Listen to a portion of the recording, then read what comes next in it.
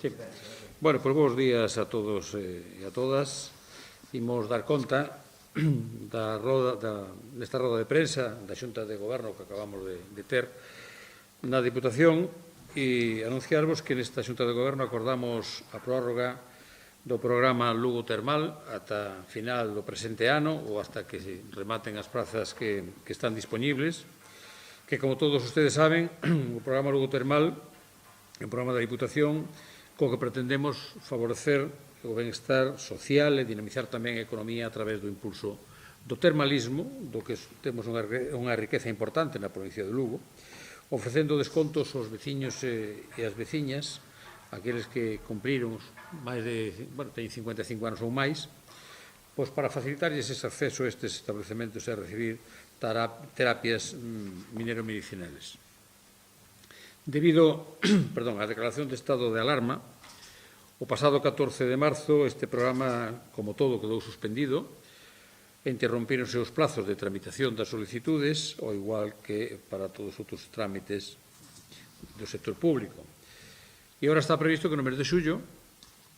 abran os balnearios da provincia e de outros sitios tamén, pero non son nosa provincia, a provincia de Lugo, e, por tanto, aquelas persoas interesadas poderán disfrutar das bonificacións da Diputación Provincial de Lugo. Hai xente anotada dende antes do estado de alarma que está pendente de fixar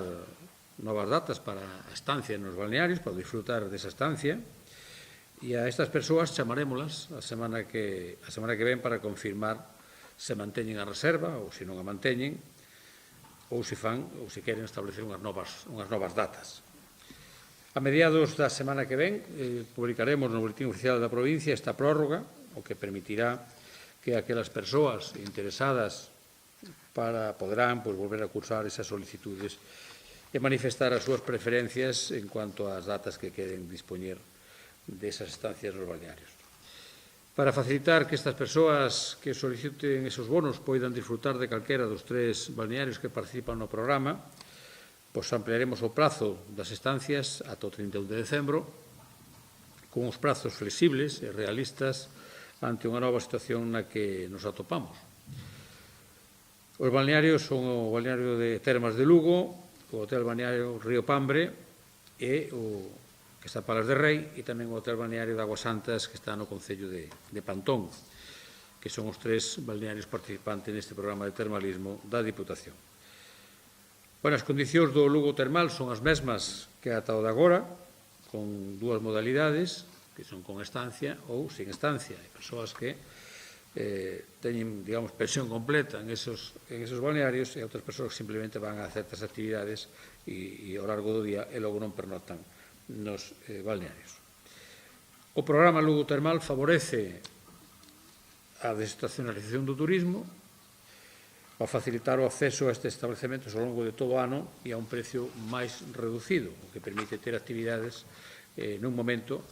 que non tendrían se non houbera este tipo de programas. Na situación actual, nesta situación actual, que a Diputación de Lugo continúe ofertando estas bonificacións, eu creo sinceramente que vai contribuir a axudar e a reactivar o fluxo de visitantes aos balnearios e deste xeito paliar os efectos económicos, en parte, non totalmente, evidentemente, pero sí axudar a paliar os efectos económicos da crise sanitaria nun dos sectores máis afectados polo confinamento como o turismo. Na Xunta de Goberno de hoxe tamén aprobamos a convocatoria e as bases para seleccionar as empresas nas que farán prácticas os 50 mozos e mozas que participan no Plan Prende, Bota Raíces no Rural, un plan de emprego da Diputación, que impulsamos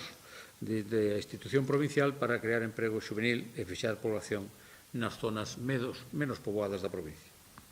Estes 50 mozos e mozas están nestes momentos a recibir formación especializada en 4 sectores profesionales estratégicos da nosa provincia e que teñen, ademais, ese sectores expectativas de crecemento, como son a hostelería e o turismo, a enerxía e a auga, a agricultura e a gandeiría e tamén o medio ambiente. Unha vez que rematen esa fase de formación o día 13 do vindeiro mes de xullo, comenzarán a parte práctica para adquirir experiencia laboral nas empresas que agora vamos a seleccionar empresas, lógicamente, vinculadas aos sectores nos que están recibindo esa formación. Por parte da Diputación, concederase axudas ás empresas seleccionadas por un importe de 5.700 euros por cada persoa que contraten durante o período dun ano, sendo a cantidade do orzamento total de 171.000 euros. Ademais, a aqueles participantes no programa que decidan emprender e facer a súa propia empresa, actividade laboral e profesional, a Deputación concederalles unha axuda de 8.550 euros para poñer en marcha o seu proxecto empresarial. As empresas interesadas en participar no Plan Prende, Bota Raíces no Rural, deberán cumprimentar, lógicamente, os modelos de solicitude na sede electrónica da Diputación Provincial e terán un plazo de 2 meses contados desde que se publique no BOC. Outro dos asuntos, outro dos puntos importantes que aprobamos na Xunta de Goberno de hoxe é a concesión dun premio de 25.000 euros ao Clube Deportivo Pescados Rubén de Burela, un clube, como saben, de fútbol sala, por promover e por fomentar a igualdade real e efectiva entre homes e mulleres, coa implantación do primeiro convenio colectivo de fútbol sala feminino en España. Este premio que outorgamos dende a área de muller e de igualdade pon en valor o compromiso do Burela de fútbol sala, por avanzar con pasos determinantes como este convenio colectivo cara a unha sociedade máis igualitaria en todos os ámbitos, en especial no deportivo, onde tamén hai moito camiño por percorrer. O convenio é un paso moi importante para a sociedade e para o deporte femenino, sin dúda ninguna, e para o fútbol sala en particular.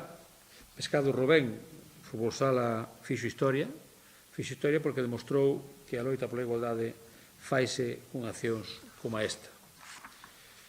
O clube, eu creo que supo captar a atención de todo o país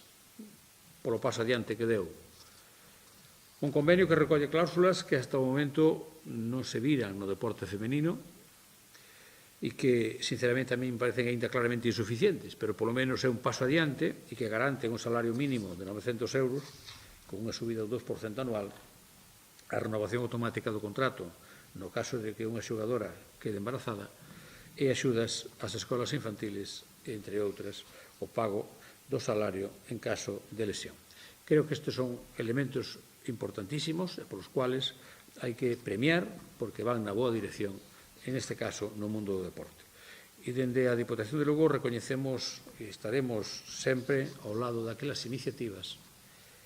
daquelas medidas, daqueles proxectos ou acordos ou convenios que, como neste caso, camiñen cara a unha igualdade real e efectiva entre homes e mulleres e, por tanto, cara a unha sociedade mellor e máis xusta. E a ver se algún día non temos que contar noticias de sucesos como que con demasiada frecuencia ocurre na nosa sociedade. Por outra banda, en materia de infraestructuras, aprobamos sacar a contratación a mellora da estrada provincial 4102, unha estrada que une Ferreira de Pantón e Esqueirón no Saviñao, o núcleo de Esqueirón. Por tanto, unha vía que comunica unha parte importante dos veciños e das veciñas da Ribeira Sacra, ata dous concellos, como é Ferreira de Pantón e o Concello de Saviñao, que son aproximadamente uns 3 kilómetros de longitude e que ten un investimento de 165.100 euros o precio de licitación. Ben, agora que facer toda a parte administrativa para contratar esas obras e unha vez que estén feitos todos os trámites administrativos, ten a empresa que sea adxudicataria un prazo de 6 meses para executar as obras. Isto, ademais, ven a completar outras obras que a Diputación fixo recentemente entre o núcleo de Esqueirón e o núcleo de Currelos, con continuidade tamén desde o núcleo de Currelos cara a Paradela, e que próximamente veremos tamén mellorada esa estrada que sale do núcleo de Paradela cara a Currelos. Así que hai unha continuidade nesa mellora desas estradas que vertebran e articulan unha parte importante do sur e do centro xa, como é a comarca de Sarre, no caso de Paradela, do centro da provincia de Lugo. Para os traballos van a consistir na limpeza de cunetas, na mellora de firme, un aglomerado en quente, e, por tanto, vamos a incrementar a seguridade viaria, tamén, lóxicamente, coa correspondente sinalización horizontal e vertical.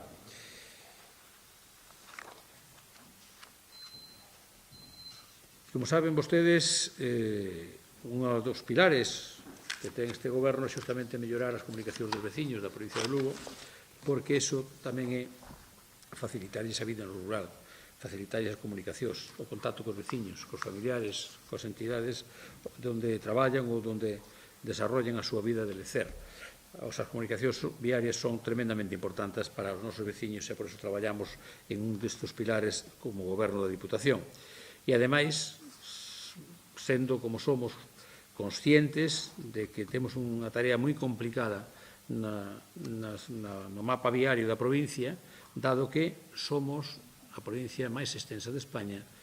en kilómetros da Diputación Provincial. Unha rede viaria da Diputación que supera os 4.200 kilómetros, que son moitos kilómetros, para manter e para ir mellorando unha Diputación que ten ingresos ou ten un presuposto moi inferior a outras diputacións como as galegas da Coruña ou de Pontevedra, que, sin embargo, ten moito menos kilómetros que a provincia de Lugo. Bueno, en materia de medio ambiente, aprobamos as bases para a selección dunha entidade que se ocupe da custodia das fincas propiedades da Diputación onde están situados espazos naturais de gran valor ambiental, como son as Ínsulas do Miño e os Ollos de Begonte. E este acordo de custodia terá unha duración de 4 anos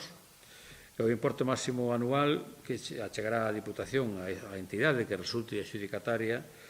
para cuidado, como digo, destes terreos, ascenderá a 25.000 euros. Por lo tanto, nos 4 anos estamos facendo un investimento de 100.000 euros. O objetivo é seguir mellorando o estado e a conservación destes dous lugares, promover actividades de investigación, de divulgación e tamén de educación ambiental para cumprir unha serie de obxectivos. E nós, polo menos, queríamos resaltar 4 obxectivos, como é a mellora da flora, da fauna e dos hábitats deste entorno, a eliminación de especies alóctonas, é dicir, especies que están invasoras, que están eliminando pouco a pouco as especies que son daqui, divulgar os valores naturais desta zona con visitas organizadas, con campañas informativas e de sinalización, e tamén mellorar as zonas de uso público. En definitiva, o que pretendemos é unha mellora do estado dos prados das Ínsulas do Miño mediante segas de verán,